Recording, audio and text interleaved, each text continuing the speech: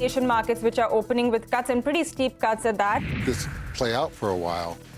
And that should bring inflation down. Excess liquidity should engage the attention of the Reserve Bank going forward. 20-day moving average for the Nifty is 19,509. That's the first resistance level to cross. We have 1,300 more crore of debt possibility. Down about 100 points straight off the back on the Nifty. I think this market continues to be very, very strong. Portfolio itself has grown. I mean, on an average, it has doubled. Prior 7 weeks, crude oil prices, Brent prices rallied by about 15%. Lows that we've actually hit on the Nifty today are exactly the same lows that we were battling on Friday. Venu Nair has resigned as MD CEO. 25th of August is when the lock-in ends. That means the shares are going to be open to be traded. So there is no room for any kind of a laxity. For the markets below that 19,300 mark, 88 points lower on the Nifty.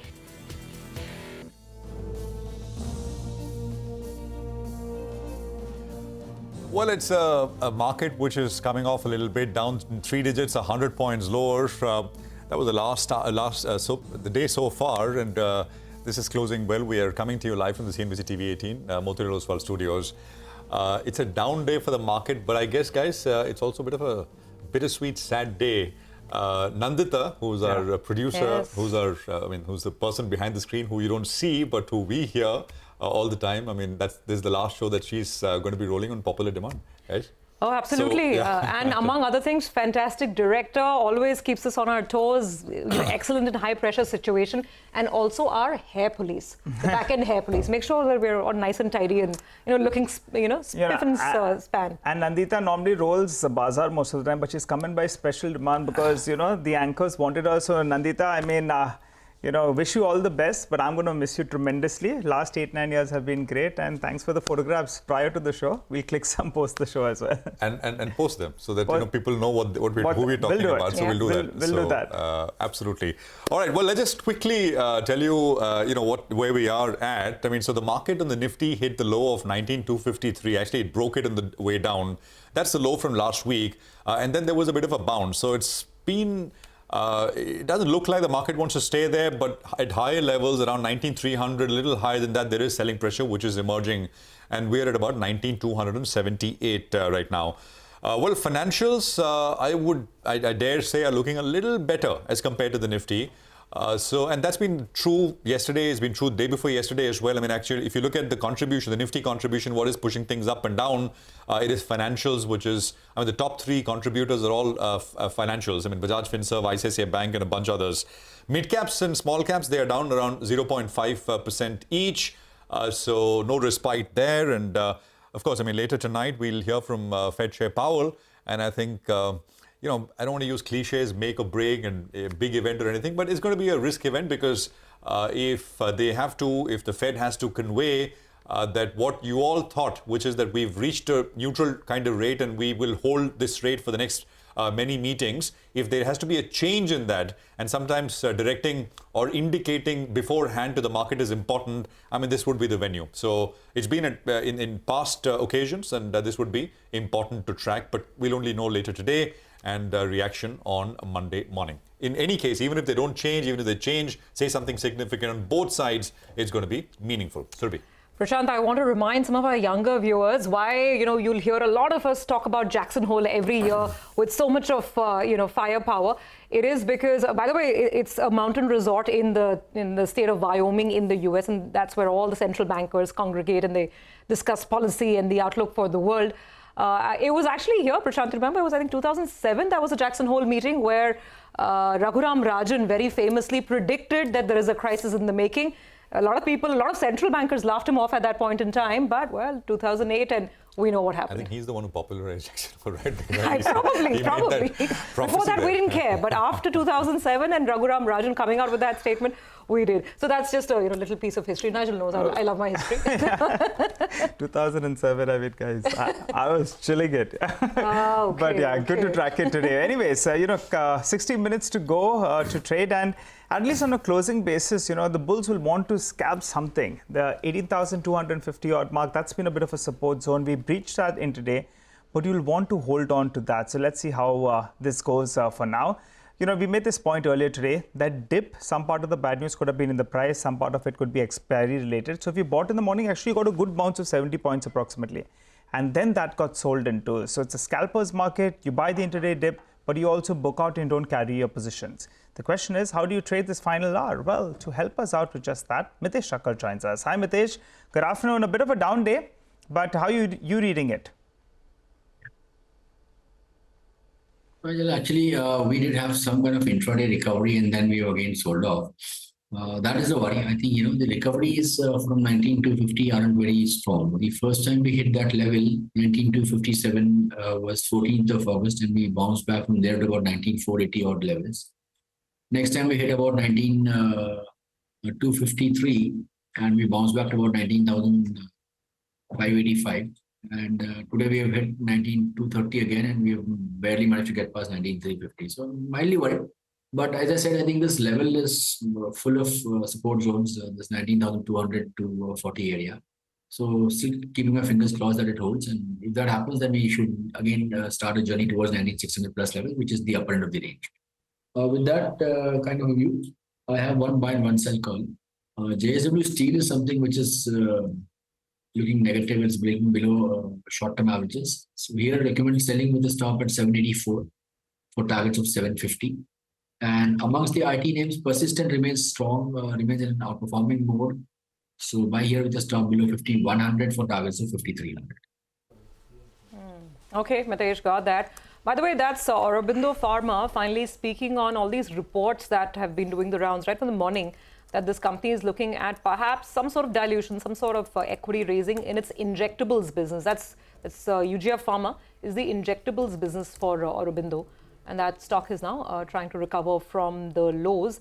Actually, I should just point out in terms of weakness, quite a few auto stocks are pretty weak at this hour. Tata Motors, Mahindra and Mahindra, Eicher Motors. Suddenly all the auto guys are skidding, and there's some weakness there. One reason is because a Reuters report is indicating the government is planning to lower the EV import tax to as low as 15% in comparison to 100% earlier. So that's why that's being read negatively, particularly for Tata Motors, which obviously has the giant part of the market share here in India. So Tata Motors stock, that one has taken a sharp knock, and now in fact it's stabilizing. We're trying to check further whether or not, about the authenticity of this, but for the time being, we're quoting the Reuters report. Yeah, absolutely. That explains the fall. It's a rather sharp sell-off on a lot of these stocks. If there are changes in the duty and domestic OEMs then no longer have, that sort of a safeguard in place, and obviously that could be a little problematic for the business. But anyway, we will talk about that as we go forward on the show. Let's take it ahead and talk about the key stocks that are on our radar. One of them is Shoppers Stop. Now, this stock has been down right from the word go, 10-11% lower, after the company's MD and CEO announced that he was stepping down. And that change is effective right from the 1st of September. Manglam's joining in. Manglam, why is the street perhaps reading this so negatively? Shoppers Stop indeed is under pressure in today's trading session, and that's largely on account of management changes. We have Venu Nair, who's resigned as the MD CEO of the company with effect from August 31st itself. Remember, Venu was instrumental in leading the company through the pandemic, increasing their digitization foray, and at the same time increasing the share of revenue coming in from personal brands in Shoppers Stop as well. He will be around for the next 6 months to guide the new CEO, and has resigned due to personal reasons and to look at new opportunities as well. The new CEO, Kavindra Mishra, is the current Chief Commercial Officer, joined the company in May 2023 itself. He's an old retail hand as well, has been with Aditya Birla Fashion and Retail, House of Anita Dongre, been with companies like Pepe, United Colors of Benetton and Tommy Hilfiger as well. So this transition in a normal era would be absolutely smooth and perhaps a non-event as well. But the reason why the stock is lower is also on account of the uncertainty at the top in light of the large looming competition. Reliance, for instance, announced its foray into value fashion through the start of U-Star, and we've seen the success of Zudio with Trent as well. So with Reliance coming into this category, Shoppers Stop, there could be some serious competition. So the street would have liked some stability at the top during this period itself. We also saw a decline in the share prices of Trent on the account of that today. All right, Manglam, thanks very much for that. Well, we've got Gurmeet Chadha joining in, Managing Partner and Chief Investment Officer at Complete Circle. Gurmeet, good afternoon, and more importantly, happy Friday to you. Let's talk shoppers. I mean, I don't know if you have any interest in the stock, if you've looked at the company at all, but management changes happen. And as Manglam described, the person who's going, I mean, they still have a holding, a handover period of 3 months. Are you surprised with such a severe reaction? Businesses are leadership driven, especially with shopper stock. They also lost some executives to Nykaa, a year back. Also, the Q1 performance was slightly soft. The private label brand also, which they have, which is Shop, the contribution is still 14-15%. It's not grown in terms of what eventually they wanted to it being 25-30%. They are entering into the value segment as Manglam also pointed out, which is the max kind of equivalent. And revenue growth was actually led by more, the high ASPs. So there was a negative volume growth. So it's coming on back of that. So I think that's why you probably see a negative reaction. These things tend to happen. We like trend more, but again, the valuations there are also pretty expensive. So not adding either in the portfolio right now. Okay, all right. Gurmeet, I wanted to ask you about Tata Motors as well, Gurmeet. The news that's coming in there is that India could probably reduce the import tax on EVs from 100% to 15%. Now, Tata Motors is a stock that's getting smacked because it has bulk of the market share and it's being read negatively. And suddenly the fear is maybe the Teslas of the world make their way in here. How do you read this piece of news? Tata Motors has been a big outperformer, plenty of triggers for them, but this kind of news will be a dampener, right? Yeah, if it happens, Nigel, but a bit. If you see, JLR still makes up for 3/4. They are guiding for almost 400,000 units, and which makes the bulk of it. They've turned free cash flow positive as guided after some hiccups. Significant reduction in net debt. The commercial vehicle side is also now picking up pretty well for them, and on passenger vehicles, they are clearly the leaders. So all three parts. Fighting for them. And India, Nigel, is a slightly different market. It's very price sensitive. And reason Tata leads is because, the TIGO and Nexa are still in a price point which is at the lower end. The likes of Tesla, or if this news is correct, we don't know if that is correct, would be at much higher price points in my view. So and the reaction is just 1 or 2%. It's also the stock, mind you, from 2-digit it's run about 6-7 times since COVID. So there could be some bit of profit taking there, but I don't see that as a big dampener, and I don't think so. There'll be a 50% reduction in EV. Looks a little far stretched. Okay, got that. We'll wait for what comes of it. Gurmeet, just coming to you, let me just quickly bring in our colleague Nisha as well. SoftBank may look to sell Zomato shares after its lock-in ends today. Nisha, tell us more. Thanks for that. Yes, sources with direct knowledge of the development have shared with us that SoftBank could be looking at offloading its stake in Zomato because the lock-in period after the Blinkit buyout 1 year back, that ends today onto August 25th. So the shares which are now SoftBank holds in Zomato are going to be tradable and unlocked from August 28th. Now, sources with direct knowledge have also shared with us that there are investment bankers building the book to capture the demand for Zomato shares. Remember that SoftBank had got 3.35% stake in Zomato, and this had come through the Blinkit deal in which SoftBank was invested in Blinkit, and by way of the acquisition by Zomato, SoftBank had got shares of Zomato. So 3.35% stake is what they hold at the current moment. Remember, the implied value at which they got Zomato shares was around 70 rupees per share, and right now they are in the money and could be looking at cashing out in the next week. Also remember that venture capitalists Sequoia as well as Tiger Global are the others for whom the lock-in period of 1 year ends today. So a lot of action expected in Zomato. We reached out to both the companies, SoftBank as well as Zomato, didn't get any response from them on this development. Got that. Nisha, thank you very much for that. Gurmeet, I mean, comment on Zomato, if you will, although I reckon, you'd rather go to, I don't think Chola Bhatura tastes well when delivered by Zomato. You need to go to the place to eat it. Anyway, if you have a comment on Zomato, weigh in. But I want you to also comment on HDFC Bank. We are a lot of questions about what's really ailing it and whether something is, amiss. Valuations have come off quite a bit. So your thoughts? Yeah. So, this will be an overhang with most new age companies like Zomato. The moment, the price goes up and the lock-in period ends. We saw that with Paytm, with Iron Group also. There were news of offloading a stake, and now with SoftBank. But Zomato, if you see operational performance has impressed the market. And so they were EBIT positive, was 2.1% margin against -3% last quarter, I mean, and they're guiding for a 40% consolidated growth for Zomato and 60% for Blinkit, doing a turnaround there. And this was obviously has been led by, lower cost and high take rates. The only risk, as I've said earlier, is ONDC. Not immediately, but eventually if ONDC scales up, the take rate can come down. But I think with now just a duopoly structure, I think if they manage things well, don't really do misallocation of capital, they look steady, I mean, in my view. So, but that's a risk which will remain. So, as I said, I prefer QSR more over food delivery. Reason is that they have a literally negative working capital. And after an inflection point, whether it is Westlife, whether it is some of the other names we hold, the growth in free cash flows is pretty good. And, Westlife in particular is guiding for 50+ store additions. SSG growth has been very, very good. And what I best like about it is that 95% sourcing is domestic. So very, very well integrated, backward forward.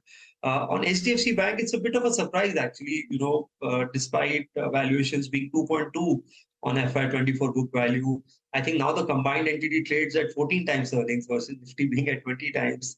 I think that comment of the CEO that, there will be pressure on margins with the liability mop-up probably also ruffled the feathers. So I think it's got to do a bit of that. But my feedback in terms of my interaction with my ex-colleagues and all, July was one of the best ever month, and they continue to be very targeted towards their 20% plus liability growth. So I think valuation comfort is there, and it's a little surprising. It's just 40% up in the last 5 years, 45% up. It's like an MD return, very unlike HDFC Bank. But my sense is that patient investors should get rewarded over the long term. Okay, so keep the faith, be patient, and you will get rewarded. I guess that's the mantra for HDFC Bank. Gurmeet, stay on. We'll have some more questions for you. We'll take a break and come right back with more stocks. We will also have in a bit our Alpha Manager of the Day joining in, Aman Chauhan of Abacus Asset Management.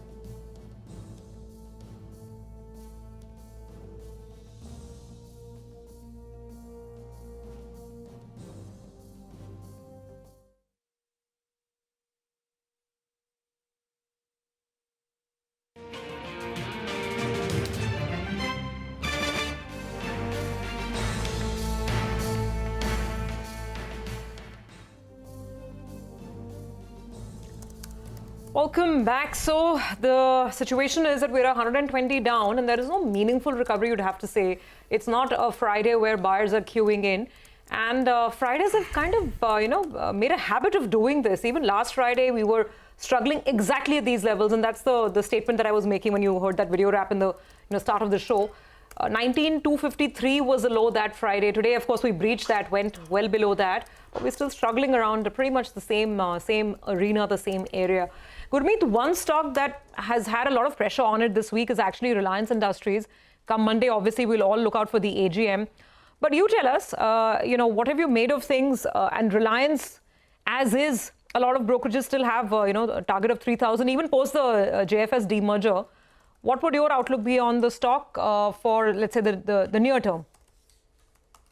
Well, it will be pretty constructive. So if you see, for example, they did pre-money in retail at half the valuation at which now QI has put $1 billion. So that makes retail at about $100 billion.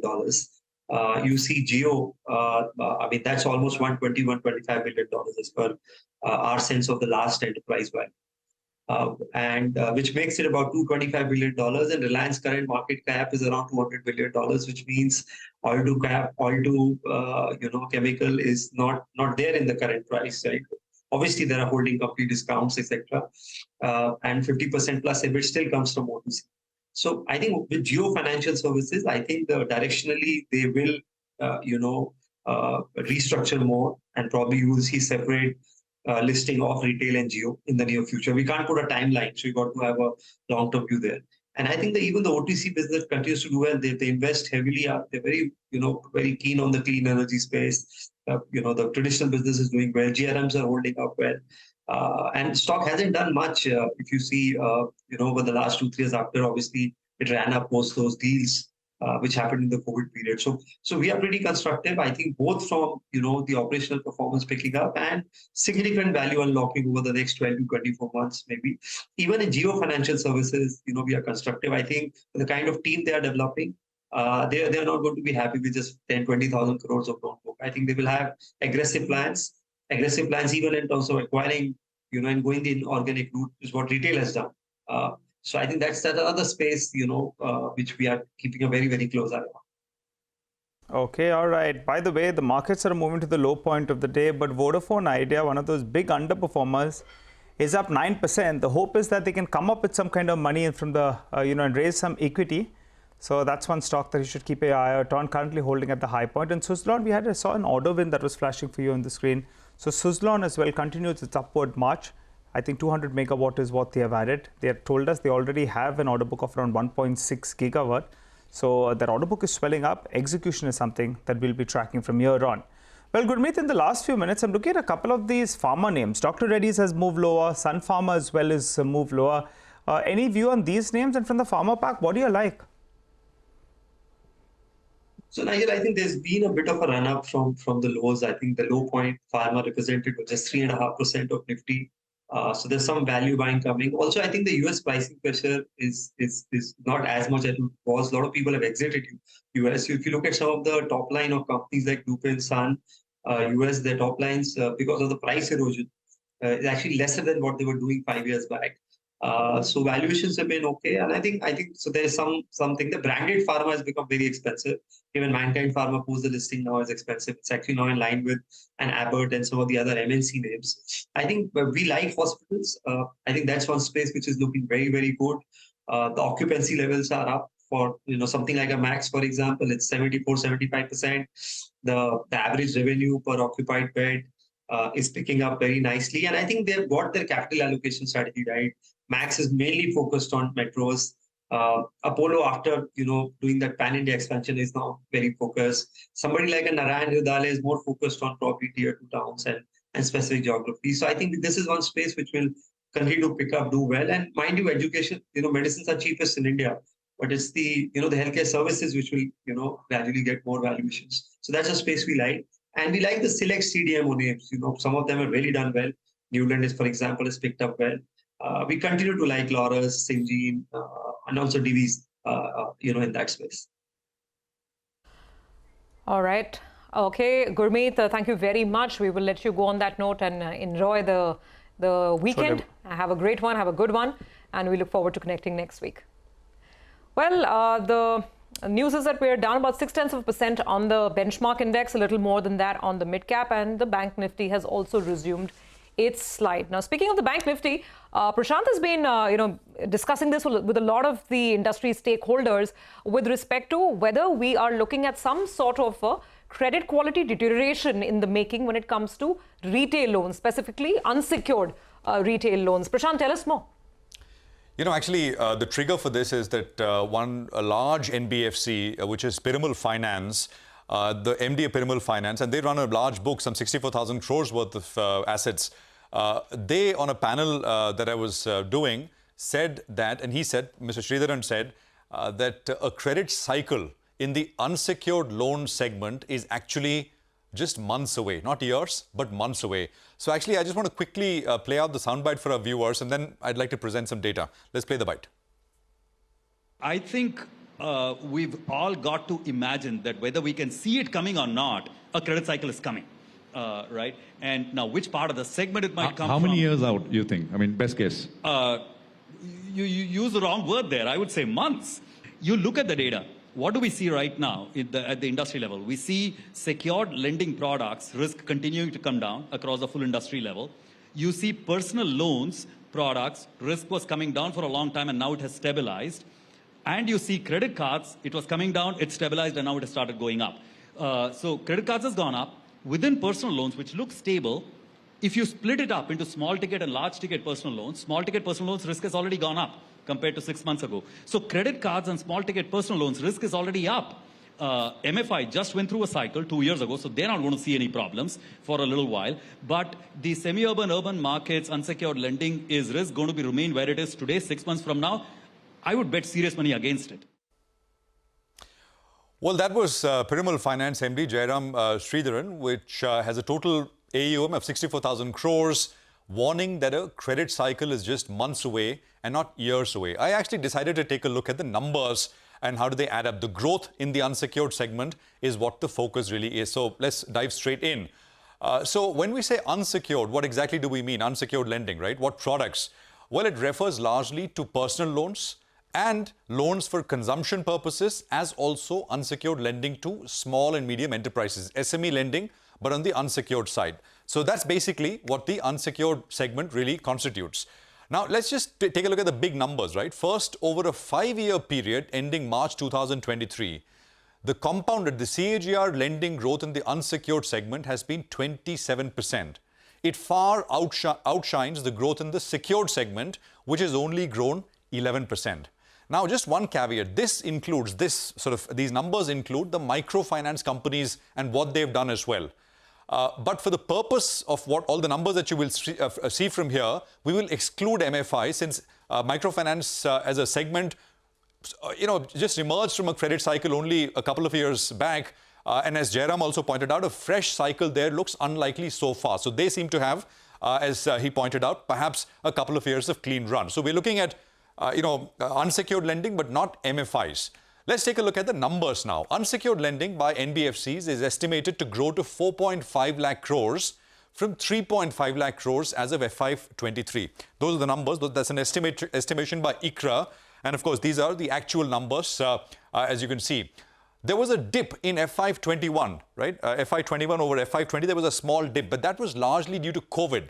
But after that, the numbers have zoomed and how? From 1.8 lakh crores in 3 years flat, you're basically going up to 4.5 odd lakh crores. That is, a very, very fast pace of growth. That is the reason why many at the margin are starting to get a little worried. In percentage terms, that is, unsecured lending as a percentage of retail loans. The numbers show something similar. It's expected to go up to 18%. As of the end of FY23, that number was 16.4%.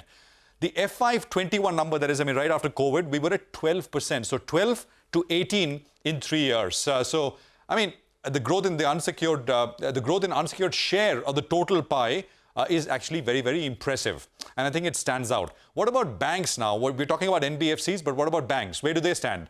Well, RBI data shows that banks' personal loan book stood at 43 lakh crores as at the end of, this is data as at the end of June 2023.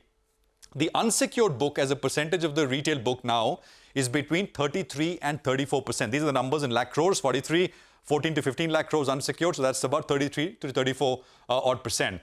Of course, I mean, if you take a look at the total bank lending in the system, that stood at about roughly 140 lakh crores plus. So if you want to compare this number to the total, it will seem minuscule, and that perhaps is the reason why many are not very worried about banks because they're well capitalized, leverage, etc. is low. The issue mostly, which many are highlighting, is about NBFCs.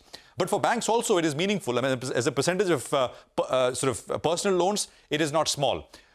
So this is the picture on a consolidated basis. I mean, then for NBFCs, that number is closer to sort of knocking at 17%. For banks, it's now, as a percentage of personal loans, it's about between 33 and 34% or so. Just to kind of wrap, right, these are the numbers. Bajaj Finance has the sort of largest unsecured portfolio on a consolidated basis, which includes their housing business as well. Bajaj has about 40% of unsecured loans outstanding. If you take standalone, that number is even higher. It's about 60%. But consolidated is the number the market looks at. That's about 40%. Piramal Enterprises, large, 64,000 crores. The unsecured portion is about 10%. And I mean, you could take a look at a credit card issuer like SBI Cards. I'm, of course, only focusing on the listed part here. The entire thing, the entire sort of, issuance and the AUM will count in this particular category. Time will, of course, tell if some of these warnings which are coming in from NBFC CEOs like Jairam of Piramal, etc., will come true or not. But I have to say that it's not just Piramal Finance. RBI recently sounded worried about it, about the unsecured and the fast growth we are seeing there. Bajaj Finance itself, post its earnings, said that it is slowing, it's very consciously slowing the lending in the rural unsecured category. And there are others who are also now starting to talk about it. Yes, it makes sense to be a little watchful on this space from here on out. Well, Aman Chauhan is with us. He's a fund manager at Abacus Asset Management. Aman, good to have you with us here. Always appreciate it. I trust you sort of looked at some of the data that I presented and you're listening in. Just wanted your thoughts, Aman. How would you as an investor look at what companies are saying and the data itself? Well, the data that we have and what companies are telling us, they are all hoping that we have entered the festive season, and so far the festive season has gone off well.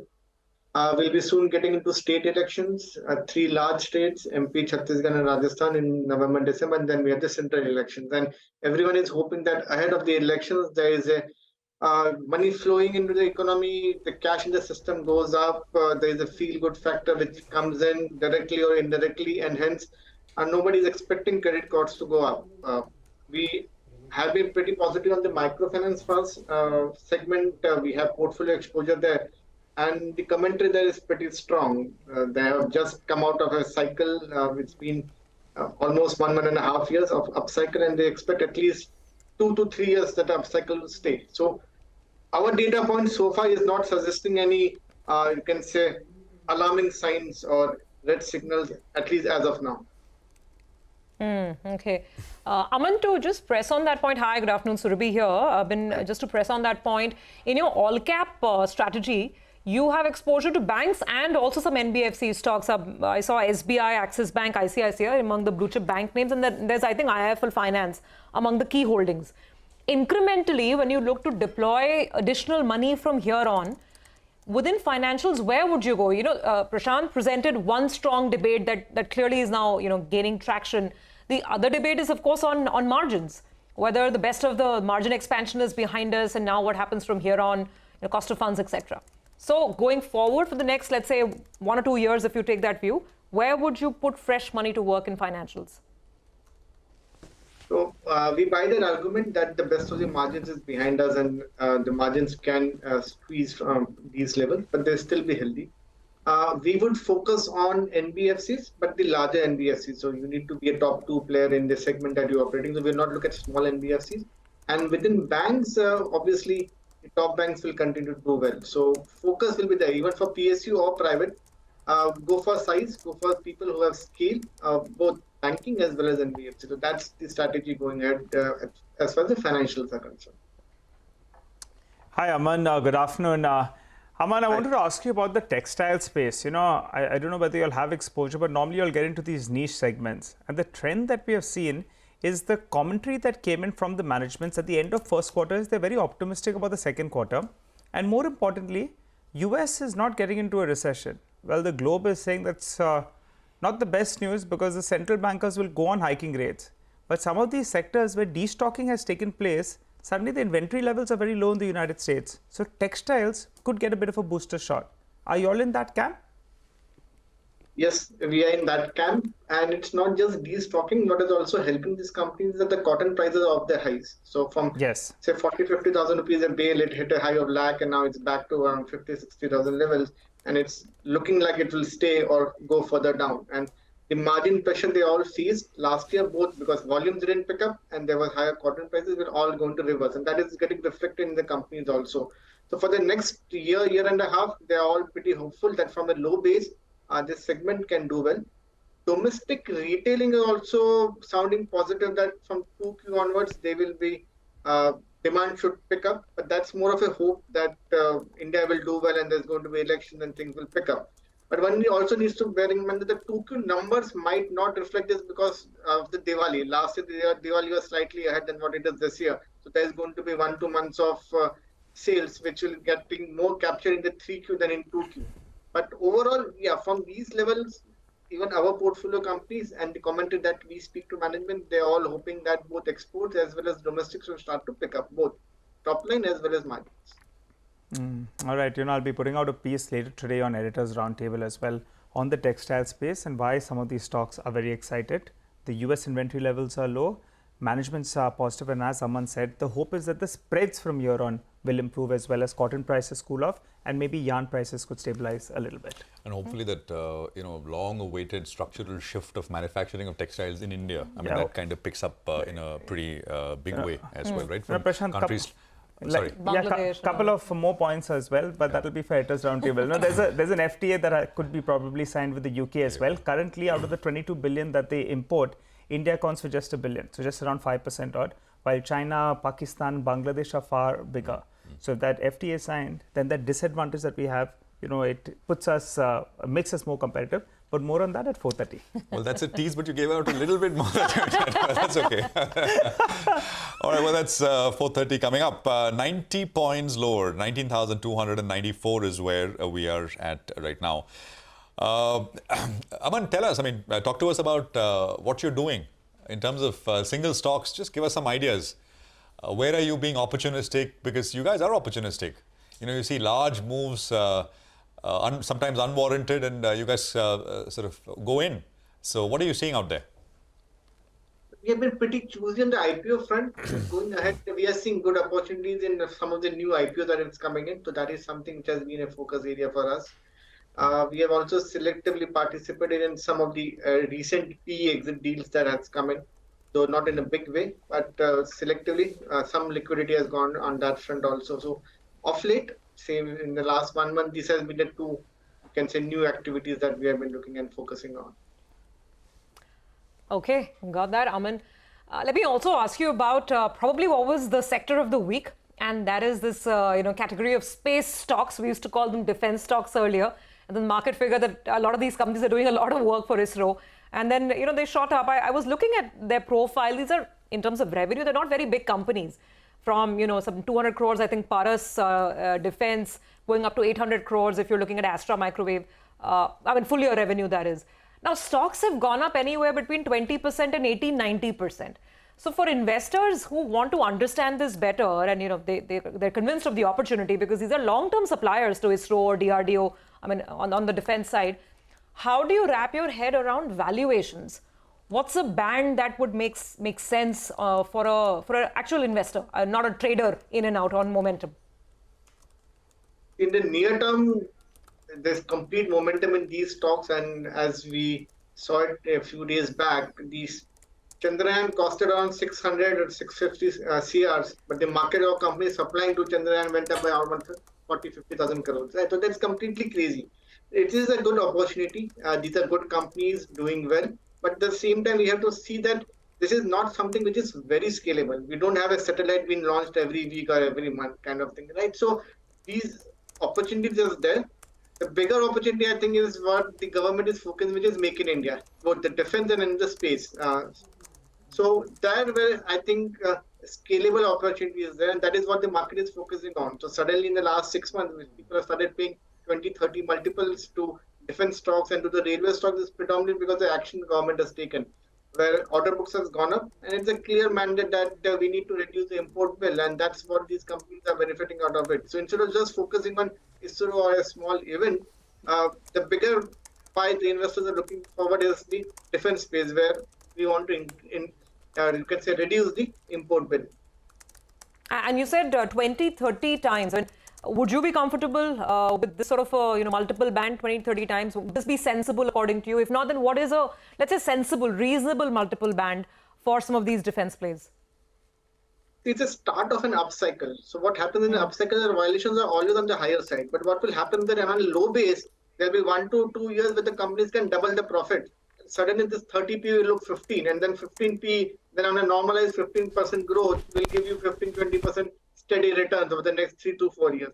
Since this is just the start of the cycle, I think 25-30 multiples are justified for now, unless a company has already doubled the profit over the last 1 to 2 years, which very few companies have done. So they're all sitting at an order book. The next 1 to 2 years, profits are doubling, and this 30p will suddenly look 15p. And then we'll all justify that they can trade at 20 plus multiples. So for now, I'm okay with the kind of valuation these companies are.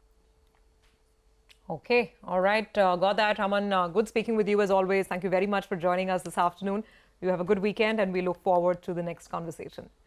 Quick break. On that note, we'll come back on the other side. Of course, as usual, all the buzz and the chatter from the dealing rooms with Nimesh. And then we will have Nimesh join in as well. We'll have Mitesh join in for some technical calls.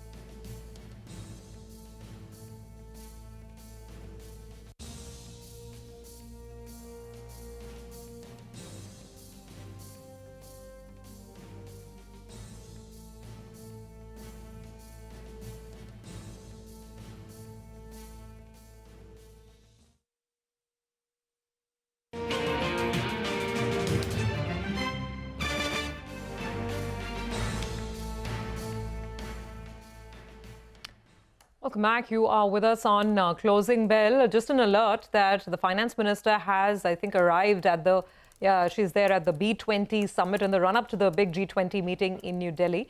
And we're watching by, and of course, we will keep getting you snippets and highlights from the finance minister's speech as well. So more on that in just a bit.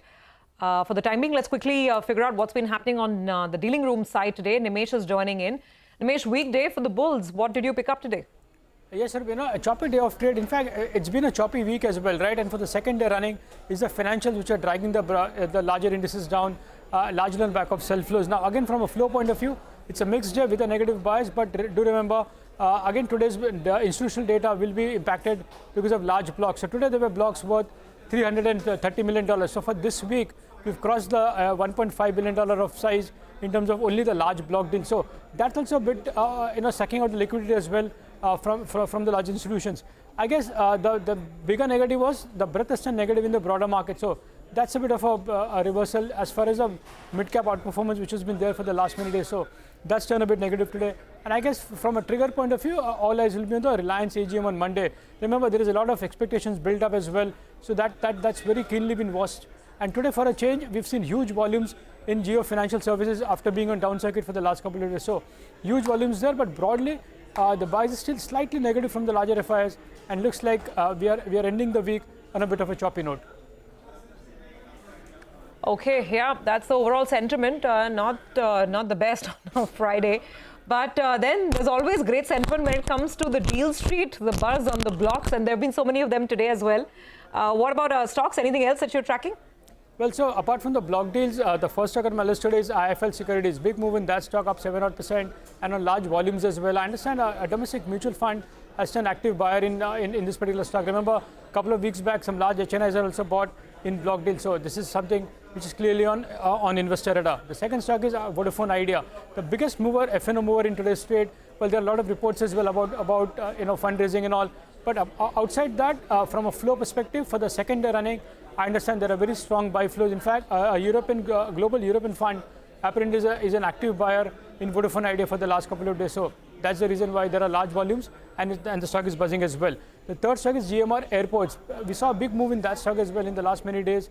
The stock has entered the FNO ban yesterday. Today, a bit of reversal as well, largely in profit booking. And today, there is a Kotak note downgrading the stock after a 40% upside rally, and hence that stock is slightly under pressure today. And the last stock is Indian Hotels, marginally under pressure, but that's purely on back of sell flow. So some bit of profit booking seems to be in Indian Hotel as well from the larger FIs today. Okay, got that, Nimesh. Thanks very much. Now let's go back across and listen into the finance minister at the B20. Whether it is physical infrastructure or social inclusion. You spoke about inclusion, yes, on social inclusion as well. So all these have positioned India on a higher and sustainable growth path. The budget in the government's budget had increased the capital outlay by about 33% in 23-24. The capital expenditure in total expenditure has gone up from 12.3% in 18 to 22.4% in 24 financial years. And I'm only quoting the budget estimates. Several measures have been implemented by our government, and it has incentivized states to increase their capital spendings. State capital expenditure has increased by 74.3% year on year in Q1 of FY24.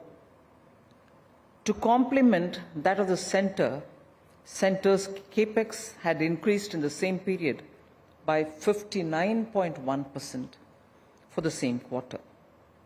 So, because of the enhanced provisioning, a doubt which was in the mind of a lot of people earlier said, what will happen to private investment if public investment is growing at this level? Actually, I'm happy to say this enhanced provision for capital expenditure by the government is now crowding in private investment. So the green shoots of a private capital expenditure upcycle can be palpably felt by most of the observers. So also the measures taken during the COVID, immediately after the COVID, have all been recognized by international agencies, saying 13.5 crore Indians escaped multidimensional poverty between 2015-16 and 2019-2021. So this is attributable clearly to the government's strategic focus on achieving universal access to basic amenities.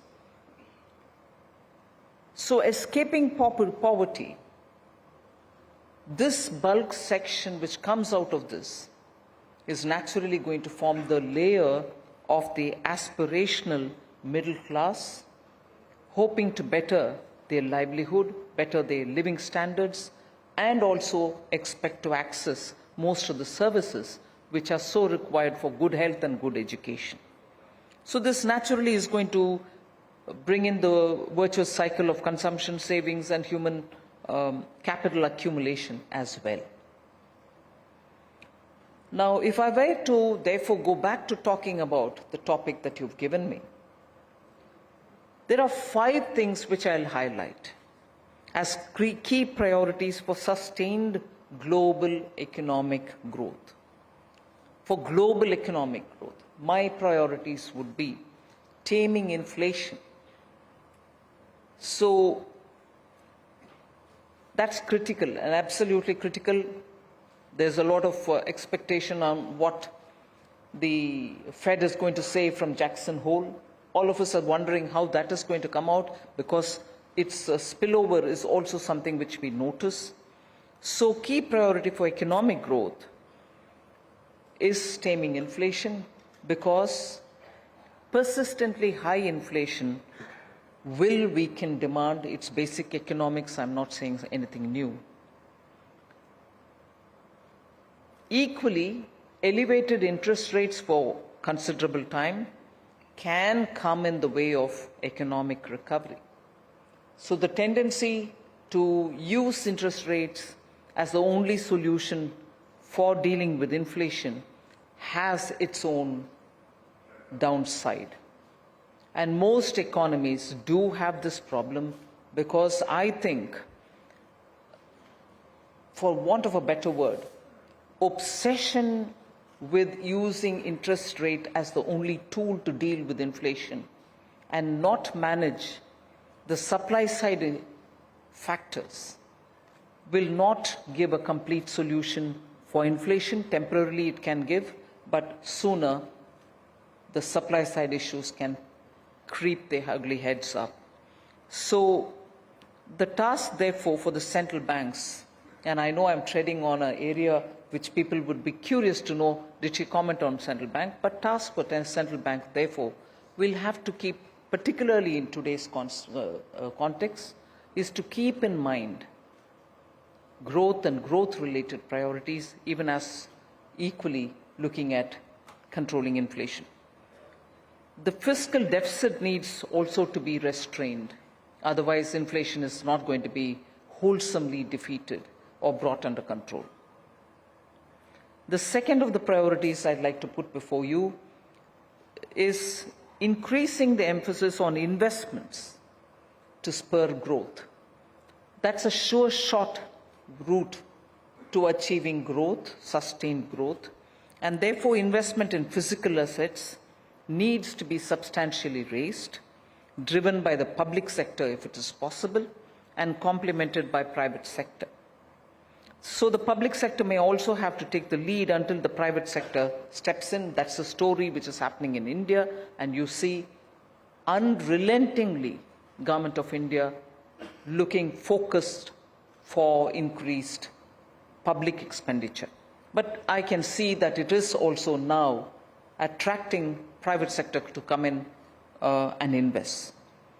To have a large multiplier impact on recovery and growth, therefore, investments is the best answer. The labor force participation and also improving on productivity simultaneously with increasing investments are two essentials to go with it, and labor force participation rates will have to therefore increase, for which enabling policies will have to be made. Post-pandemic, only a few countries will have the fiscal room to increase public expenditure on capital. Yet, it has got to be increased. There is no way of looking at constraints and saying I can't have expenditure from public for capital increase. The third of the important factor is raising investments, even as I say for public expenditure for investments, for infrastructure. I would say focusing on investments in public health and education is a very key priority for sustained growth.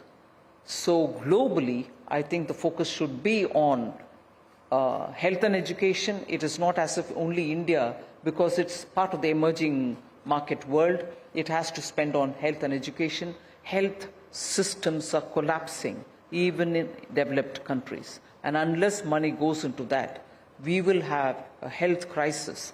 And it's no good to differentiate between developed countries and developing countries. Health is got to be kept up always in a very robust and dynamic fashion.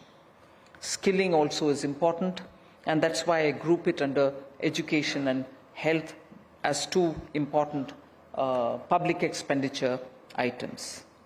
The fourth one, which I would say as very key to sustaining growth, is climate change finance. I know the B20, I know the climate-related groups, and also others are talking about climate financing. We've started with a sense of pessimism only because the 100 billion has never come on the table, but there are always the other side which says we didn't know what this 100 billion is going to go for.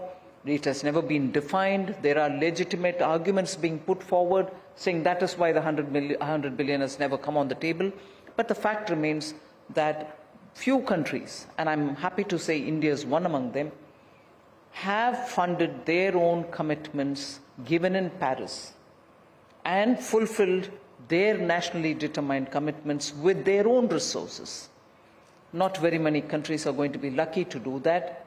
And for India too, the transition period is going to be a challenge if we have to fund it all on our own resources.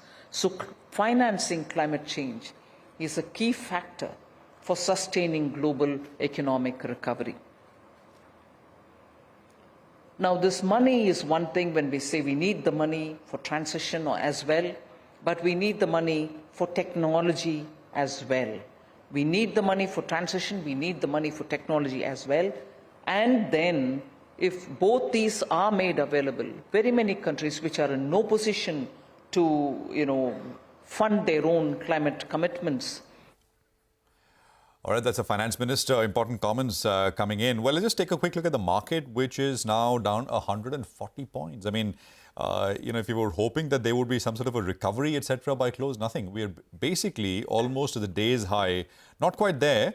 The day's low was made at 19,229.7, 19,230 basically. We're about 20 points off it. 19,247 or so is where the Nifty is now trading at. So this is pretty sort of poor overall. Banks are still off a little bit more from its low, and the low there was 43,983. We're at about 44,200. Yeah, 44,200 or so. Mitesh is still with us. Mitesh, I mean, closing last few minutes. Is there any way to trade or take a position here? Because later tonight you have that Powell speech as well. Go on. So, I think, given the fact that we are closing near the level of 19,200, one long position should be pruned out. There's always a risk of a gap down below a key support, and then it could create a typical or troublesome situation if you are carrying long zone. So one, cut down your long position. Even on the STBT side, explore, or maybe if you have long position, explore some short side trades to balance your portfolio that way. And the one which I'm recommending is Bajaj Auto. That's closing near the day's low, and recommend the STBT here with the stop at about 46.25 for targets of around 45.50. And the other one is Tata Consumer, which I would recommend STBT with the stop at about 8.36 and a target of 8.20. All right, Midesh, we will leave it there. Thank you very much for being with us this afternoon. You have a good weekend and catch you again on Monday morning. Well, we are ending at the lowest point of the day, and we are ending the week on a sort of low footing as well, because we are practically at that same zone of 19,239, 240 thereabouts, not too far away from the lowest level of the day. And all indices, the Nifty indices, have actually ended negative. So it's been quite a knockout today. Midcap index is down 1%, falling more than the Nifty and the Bank Nifty as well. So what was weak? Well, let's start with the losers. Dr. Reddy's, L&T. These are the key names on the downside. You have some of the Adani stocks, Adani Ports and Enterprises, both down about 2%. Weakness on names like ITC from the metal space, Hindalco, JSW Steel, with no clear sign of any big stimulus in China. Some of these metal stocks were losing off the momentum that they had going in the earlier part of the week. Then come in the banks, and that's been the biggest disappointment, so to speak. I mean, yesterday, Bank Nifty did much better yesterday and day before, but today it fell as much as the Nifty. So no sustainability in that outperformance on the banking pack that we saw midweek. If you thought technology will come to the bull's rescue, wasn't to be. Tech Mahindra, LTI, Mindtree, all these stocks are down between 1 to 2% thereabouts.